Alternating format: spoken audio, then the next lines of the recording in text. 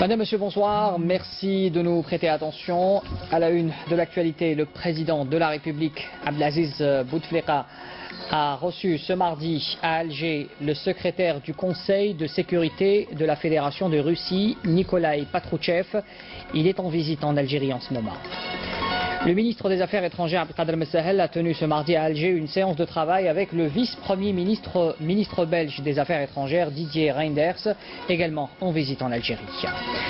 On écoutera également la ministre de l'Éducation nationale, Nouria Benrabrit, qui a indiqué ce mardi depuis Radaya que son département a déployé des efforts considérables pour résoudre les problèmes des autres doléances des syndicats du secteur de l'éducation. Benrabrit explique que cette forme de protestation qu'est la grève illimitée décidée par le CNAPEST n'existe pas dans le glossaire du monde du travail et du syndicalisme.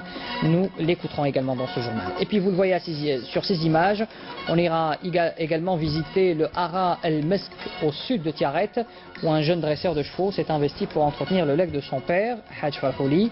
Il était lui-même ancien champion d'Algérie de sport équestre dans les années 60. C'est un reportage signé Saïda Mayouf qu'on découvrira tout à l'heure.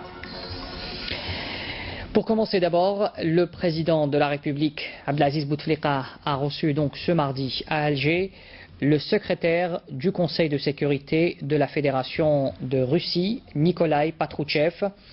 Nikolai Patrouchev qui effectue une visite de travail en Algérie. L'audience a eu lieu en présence du général de corps d'armée Ahmed Gaïd Salah, vice-ministre de la Défense nationale, chef d'état-major de l'armée nationale populaire, et puis du ministre des Affaires étrangères, Abdelkader Messahel également présent. Patrouchev, il faut le rappeler, a entamé ce mardi sa visite de 2 jours en Algérie à la tête d'une forte délégation composée de hauts responsables représentant les différentes institutions russes. On parle également donc de cette 3e session du dialogue stratégique bilatéral algéro-russe sur les questions politiques et de sécurité qui s'est tenue ce mardi à Alger sous la coprésidence du ministre des Affaires étrangères Abdelkader Messahel d'un côté et du secrétaire du Conseil de sécurité de la Fédération de Russie Nikolai Patrouchev de l'autre. Cette rencontre s'inscrit dans le cadre des échanges réguliers de concertation entre les deux pays, et ce qui a permis aussi de procéder à un échange de vues dense et profond sur les situations de crise et de conflit en Libye, notamment au Mali et au Sahel, ainsi qu'au Sahara occidental, en Syrie et puis en Irak également. Cette rencontre qui a été aussi l'occasion d'aborder des questions liées à la lutte contre le terrorisme et l'extrémisme violent, stratégie globale de déradicalisation, ainsi qu'à la lutte contre le crime transnational organisé. Toujours la coopération entre l'Algérie et la Russie dans son domaine militaire, cette fois au siège de l'état-major de l'ANP, le général-major Sherif Zaved, chef du département emploi et préparation à l'état-major de l'ANP, a reçu aujourd'hui le général-colonel Salyukov Oleg. Il est commandant en chef des troupes terrestres russes. Les deux parties ont abordé différentes questions ayant trait à la coopération militaire entre l'Algérie et la Russie et les moyens de la promouvoir et de la développer. Des présences symboliques ont été échangées entre les deux parties à l'issue de cette rencontre.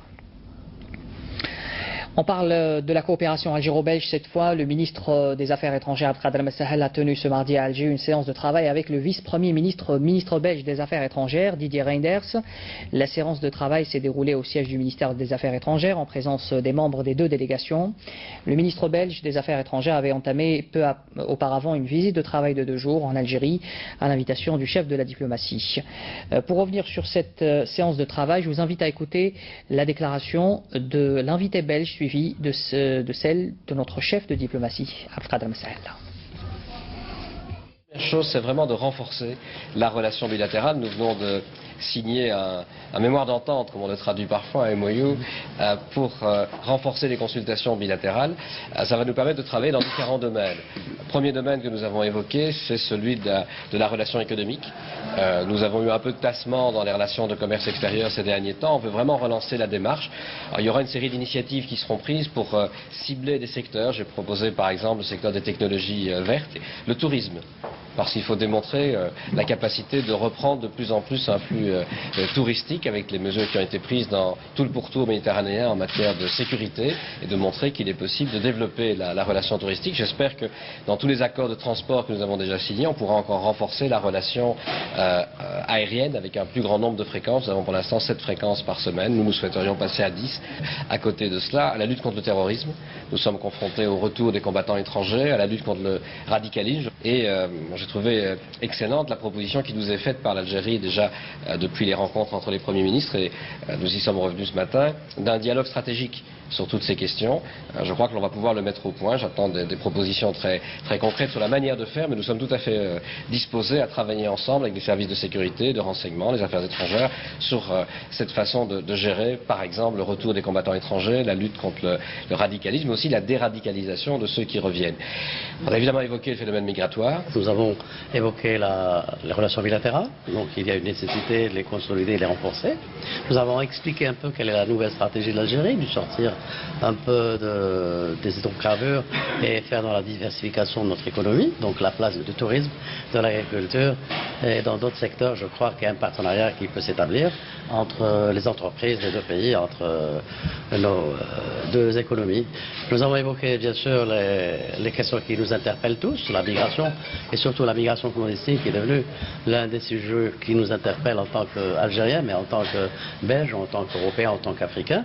Donc c'est des questions qu'il va falloir les prendre en charge, soit sur un plan bilatéral, mais également sur l'approche globale. Aujourd'hui, le monde, la question de la migration se pose en termes de développement, en termes de sécurité, et je crois que les approches gagneraient à être convergentes, notamment les points de vue africains, sur ces questions précisément, mais également les points de vue de l'Europe. Donc il y a de l'espace pour la discussion, du débat, et puis voir comment nous pouvons gérer ensemble et essayer de régler certaines situations quand on peut les régler ensemble.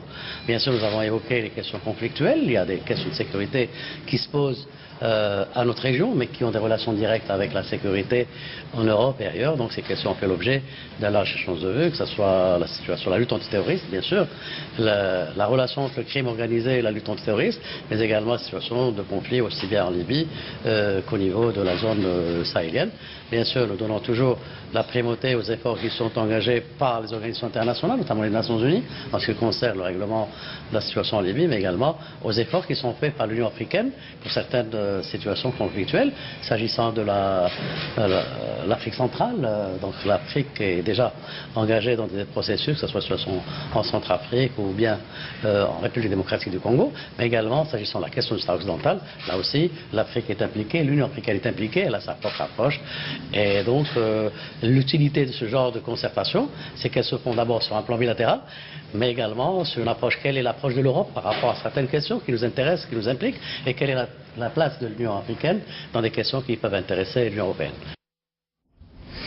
Recueillement solennel du vice-premier ministre belge des Affaires étrangères Didier Reynders ce mardi au sanctuaire des martyrs à Alger, bien sûr à la mémoire des martyrs de la glorieuse guerre de libération nationale. Le ministre belge avait déposé cette gerbe de fleurs devant la stèle commémorative. Il avait aussi observé une minute de silence à la mémoire des martyrs de la Révolution du 1er novembre 1954.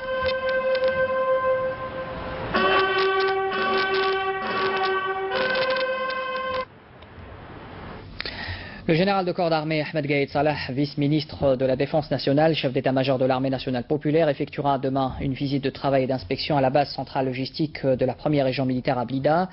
Cette visite sera une opportunité durant laquelle le général de corps d'armée aura inspecté les différentes chaînes de rénovation et de modernisation et constater aussi les divers matériels développés au niveau de cette base importante située dans la région de Bni Mareda. 2 terroristes ont été abattus ce mardi à Djidjel suite à une embuscade tendue dans la zone de Mashtat Mohsen par un détachement de l'armée nationale populaire. C'est ce qu'indique ce soir le ministère de la Défense nationale dans un communiqué. L'opération a permis de récupérer 2 pistolets mitrailleurs de Kalachnikov, un fusil à pompe et une importante quantité de munitions. Sachez également que le 7e terroriste parmi les 8 abattus vendredi dernier à Khanchla par un détachement de l'armée a été identifié. Il s'agit en l'occurrence du dénommé As Mustafa qui avait rallié les groupes terroristes en 2015. Dans le même contexte, on apprend également qu'un détachement de l'armée a découvert et détruit à Ain Defla 15 bombes de confection artisanale. Par ailleurs, et dans le cadre de la lutte contre la contrebande et la criminalité organisée, des gardes frontières ont saisi à Tlemcen cette fois une importante quantité de kif traité s'élevant à 318 kg. Et puis enfin, les gardes-côtes ont mis en échec à Annaba et à Delles également des tentatives d'émigration clandestine de 70 personnes. Ils étaient à bord d'embarcations de construction artisanale, alors que 21 émigrants clandestins de différentes nationalités ont été interceptés à Tlemcen et à Adrar également. Le ministre de l'Intérieur et des collectivités locales et de l'aménagement du territoire, Nordin Bedoui, a poursuivi sa visite ce mardi à Abjaya. Le ministre est revenu lors d'une rencontre avec la société civile sur l'importance du rôle de la commune. Écoutez.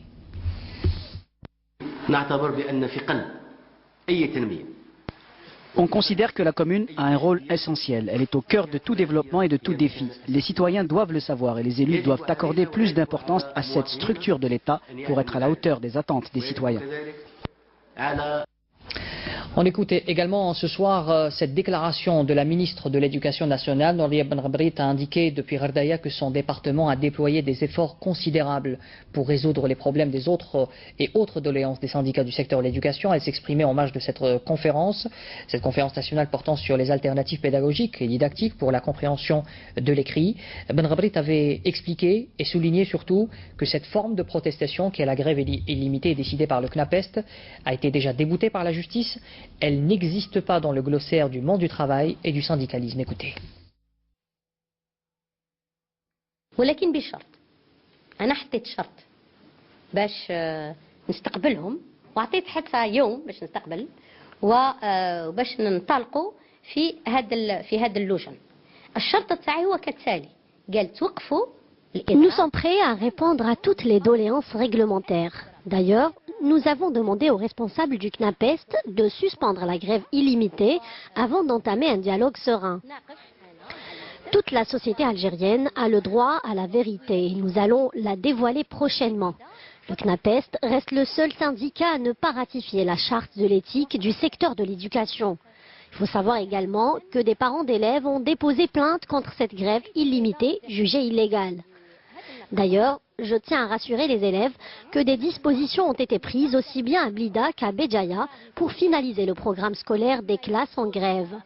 Enfin, je relance mon appel au dialogue civilisé dans l'intérêt des élèves et pour une école algérienne de qualité. Un dialogue conditionné par la suspension de la grève. Les groupes énergétiques algériens Sonatrach et Sonelgaz, qui s'apprêtent à lancer d'importants projets de développement, ont présenté hier leur potentiel d'investissement à Houston, au Texas, aux États-Unis. C'était à l'occasion de la deuxième édition du forum algéro-américain sur l'énergie. Le PDG de Sonatrach, Abdelmomen Oueltradour, qui participe d'ailleurs à cette rencontre à la tête d'une importante délégation, a indiqué que son groupe avait arrêté un plan d'investissement de 56 milliards de dollars sur les 5 prochaines années et dont les détails seront rendus publics dans les 3 prochaines semaines, avait-il encore indiqué.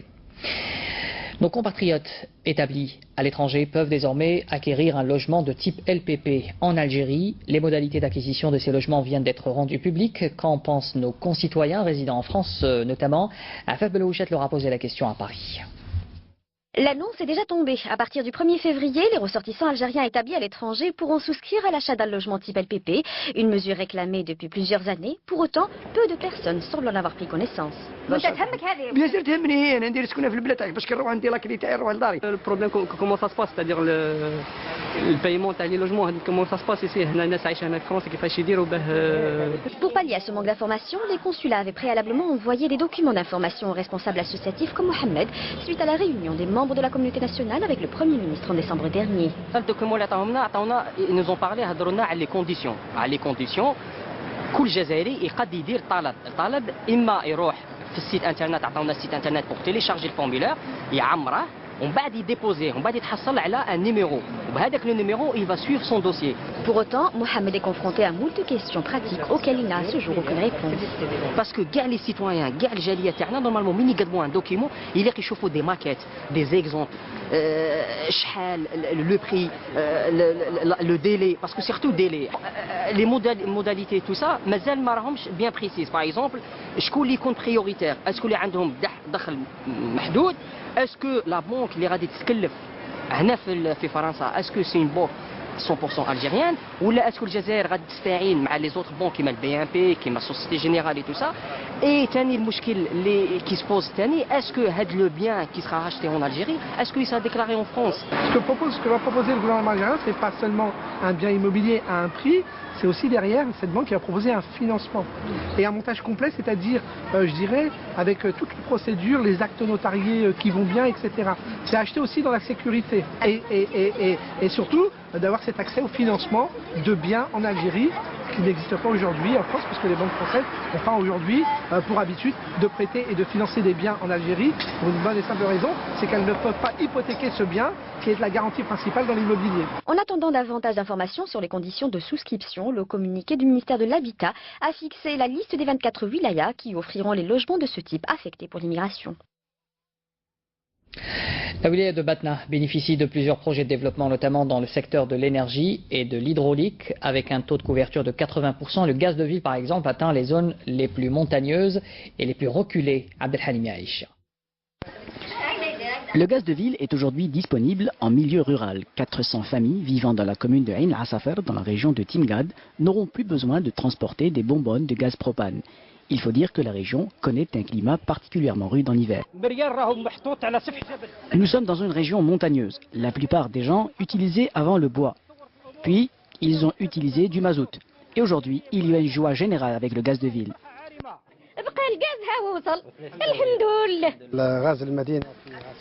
Le gaz de ville dans la capitale des Aurès, Batna, atteint les zones montagneuses les plus reculées, avec un taux de couverture de 80%. Grâce au programme du président de la République. Le développement des zones rurales se concrétise notamment avec l'autosuffisance dans la production de poudre de lait et la construction de la laiterie de la Soubam aux normes internationales. Nous avons ce projet déjà prêt avec 1400 vaches laitières. Au final, il comprendra 5000 vaches laitières. L'investissement rural à Batna a concerné également l'extension du réseau d'alimentation en eau potable qui a débuté à Ayoun al-Asafer, qui bénéficiera également de l'aménagement de la route d'accès. La ville d'Ilizi, dont la wilaya de Janet connaît d'importants changements, le but étant une amélioration du train de vie des citoyens ainsi que de créer aussi une dynamique socio-économique. Yasmine Chouira. La circonscription administrative de Ilizi jouit d'une position géographique stratégique, de par sa localisation dans le parc national du Tassili Nadjer, classé au patrimoine mondial par l'UNESCO. La ville a connu une évolution palpable ces dernières années, et plus particulièrement depuis qu'elle a été promue en wilaya déléguée. Une évolution que la nouvelle wilaya a traduite dans ses différents secteurs d'activité. Dans la ville de Janet, nous observons du changement. En cette dernière période, et avec ces nouveaux élus, nous voyons les choses s'améliorer et nous sommes optimistes pour l'avenir de la région. Différents projets et différents programmes, que cela soit le plan communal pour le développement ou celui de la Caisse nationale des collectivités locales, nous avons remarqué de l'avancement dans les projets. Nous pourrons ainsi les réceptionner pour la prochaine rentrée scolaire. Nous sommes aussi en train de réaliser ces structures pour leur permettre d'ouvrir leur section au niveau de la circonscription administrative. Des projets qui ont pour but l'amélioration du quotidien de l'habitant de Janet et l'allègement du déplacement constant vers la wilaya mère Ilizi ou les autres wilayas limitrophes. Les deux nouveaux réservoirs d'une capacité chacune de 2000 m3 et pour un total de 4000 m3 seront bientôt mis en service. Cela nous permettra d'améliorer l'approvisionnement de la population de la région en eau potable et ce même pour les régions les plus reculées. Afin de couvrir toute la zone par les ondes de la radio nationale, la région a vu l'installation récente de nouveaux dispositifs de transmission. Ilizi, cette région à l'importance mondiale, nécessite pourtant plus d'intérêt et surtout plus d'investissement dans le secteur du tourisme. Produire de la semence de pommes de terre locale est un objectif des services agricoles algériens. C'est un choix stratégique qui permettra à notre pays, bien sûr, d'économiser de l'argent tout en maintenant le même niveau de production. Exemple à Skikda avec Hasna Zoubiri. L'Algérie n'importera plus de semences de pommes de terre d'ici 2020.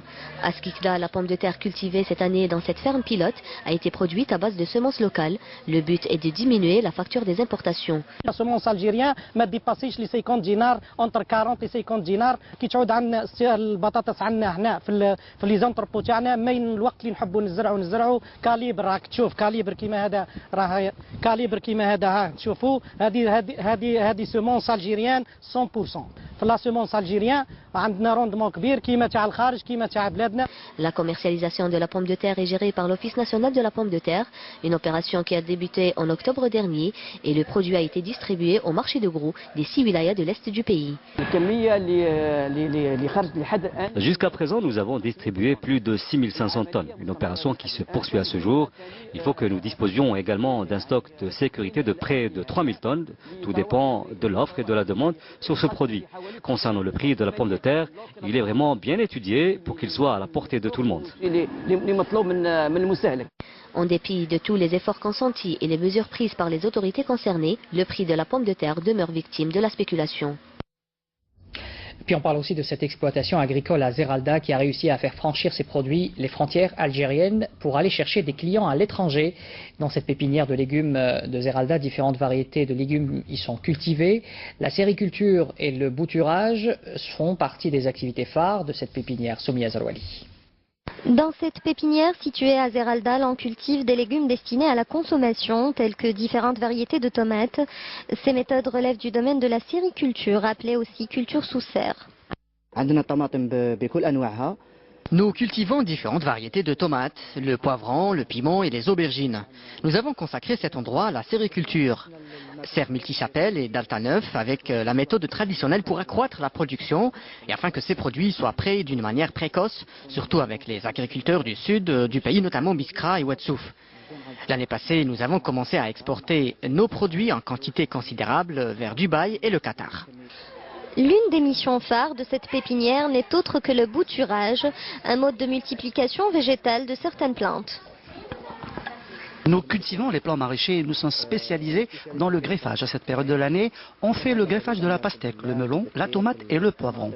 Nous préparons également les plants maraîchers pour les agriculteurs, après avoir commandé les semences de chez eux. Nous faisons l'élevage pour eux. La plante greffée prend environ 50 jours pour être prête. Pour ce qui est de la plante non greffée, c'est entre 25 et 30 jours, tout dépend de l'espèce. Nous sommes en plein hiver et à cette période de l'année, ces tomates ne peuvent être cultivées à l'extérieur. Donc les serres sont faites pour les protéger et leur fournir la température idéale et l'humidité qui permet à ce plant de survivre. Et puis chaque variété demande une attention et une méthode particulière. La pépinière s'emploie à élargir ses activités en améliorant la productivité des rendements de récolte afin de pouvoir répondre aux besoins du marché national. Puis on reste dans le même esprit pour parler de la culture des bonsaïs ou les arbres miniaturisés. Cette culture qui est présente en Algérie à travers notamment une association qui est active dans la ville de Chachel, à Tipaza. Beaucoup de passionnés de cet art asiatique viennent tous les jours pour apprendre les techniques de nanification des arbres. Fari El-Hamdi, reportage. C'est à Chachel que nous nous sommes rendus pour assister à une conférence atelier de bonsaï. L'association Bel Ombra de Chachel poursuit son travail de sensibilisation sur la nature et les questions d'environnement de manière générale, étant donné que les objectifs de cette association sont l'écologie, la défense de la nature et de la culture. L'association Bel Ombra, comme son nom l'indique, c'est un arbre presque endémique de la région. L'idée l'idée principale de l'association, c'est de défendre l'environnement et certaines qualités de vie. La manifestation portant sur l'art du bonsaï était animée par Radouane Ferrouri, un expert autodidacte dans le bonsaï. Qu'est-ce que c'est un bonsaï? La première des choses, c'est un arbre à taille réduite. Il doit ressembler à un arbre, pas une plante. Une plante de jardinerie, c'est la première des choses. Et il y a des règles à suivre. Pour un arbre, il est situé dans plusieurs formes: droit, informel, double tronc, forêt, cascade, semi-cascade. J'ai fait des ateliers, j'ai fait une fois à la Loire et en Autriche. C'est des ateliers comme j'ai fait aujourd'hui. La culture du bonsaï est un art ancestral qui consiste à faire pousser un arbre ou un buisson dans un pot qui convient à toutes les essences d'arbres, contrairement à l'idée reçue qui veut que le plant soit issu d'un arbre tenace. Cette association a eu l'idée d'inviter des gens dans le domaine, des spécialistes dans le domaine. Et les gens qui ont assisté à cet atelier-là sont sortis d'une certaine comment dirais-je, une appréhension encore beaucoup plus. C'est une excellente initiative qu'on doit remercier l'association Bel Ombra. J'espère qu'un jour il y aura un Bel Ombra bonsaï. Les essences les plus souvent utilisées sont les pins noirs japonais, les pins à 5 aiguilles, les érables japonais. D'autres essences, telles que l'olivier, le cyprès, le cèdre ou encore la vigne, offrent de bons résultats. Voilà donc pour la culture des bonsaïs, spécialité asiatique. Revenons à présent en Algérie pour une spécialité plutôt algérienne, direction le Hara d'El Mesk au sud de Tiaret, où un jeune dresseur de chevaux s'est investi pour entretenir le legs de son père, Hadj Farhouli, un legs important du cheval barbe bien sûr, que connaît la ville de Tiaret. Le Hadj Farhouli, il faut le rappeler aussi, qui était ancien champion d'Algérie de sport équestre dans les années 60. Reportage sur place, Aïda Mayouf. Nous sommes au Hara El Mesk, véritable royaume de la race équine. Une centaine de chevaux, toutes catégories confondues, juments, poneys, barbes, arabes barbes, pur sang arabe et pur sang anglais se développent dans cette ferme équestre de 36 hectares, disposant de 3 écuries et entretenue affectueusement par la famille Fourali. Barbe, qui a gagné le dernier trophée le modèle Yalir في l'arabe barbe en 2017 في salon de cheval اللي تنظم dernièrement في Tiaret. هي كلاسات لا بروميير في دي بولينيير سويتي وصون فيس الى 2 ans ربح ثاني في الموديل يالور تاع لابوتي تاع l'arabe. Cette passion démesurée vouée au cheval n'est guère un fait du hasard, bien au contraire. Elle puise ses racines dans une histoire de famille. Elle est en fait héritée du père El Hadj Ben Aouda, ex-champion d'Algérie en 1968 de course de chevaux. C'est en 1946, à l'époque coloniale, que mon histoire avait débuté avec les chevaux, ma grande passion, et avec lesquels je passais le plus clair de mon temps. J'ai même participé à Versailles, en France, à un défilé équestre. C'est un souvenir merveilleux dans les années 50. Et en 1964, c'était l'aventure avec les chevaux en Syrie. Mon père travaillait à l'époque chez la jumenterie Chawchawa. C'était d'ailleurs l'unique en Afrique. En 1964, on l'a envoyé à Damas en Syrie pour recevoir des chevaux comme présent à l'époque pour l'Algérie. Il en avait ramené 5 étalons pur sang pour l'élevage après un séjour de 6 mois. Et la merveilleuse histoire avait bel et bien commencé depuis. Il faut dire que le cheval est roi dans cette jumenterie El Mesk. Les soins et les suivis sont quasi quotidiens. La bonne santé des chevaux est indispensable pour de meilleures performances. J'ai procédé à faire des injections antibiotiques et des multivitamines pour la remise en forme. Généralement, on a un programme prophylactique. On a la vermification. On a des produits, des vermifuges, des pâtes orales à donner aux chevaux, mais c'est périodique. Le Hara El Mesk des Fourali demeure un bel exemple de l'implication de l'investissement privé dans le développement de la filière équine. Un atout de taille pour Tiaret, berceau du cheval barbe.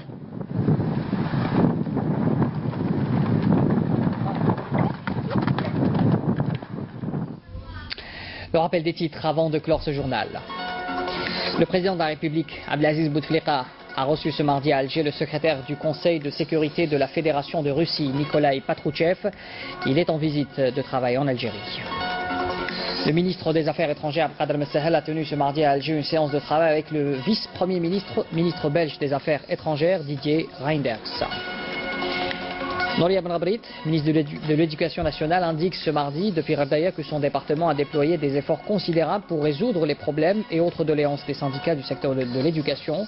Benrabrit explique que cette forme de protestation qui est la grève illimitée décidée par le CNAPES n'existe pas dans le glossaire du monde du travail et du syndicalisme. Nous l'avons écouté dans ce journal.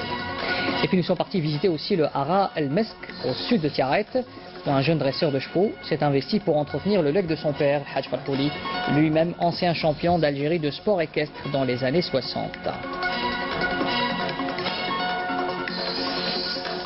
Fin de ce journal, merci de l'avoir suivi. Pour l'information, retrouvée demain à 12h à Mina Zahouf. Je vous retrouve pour ma part à 19h. Très bonne soirée à tous.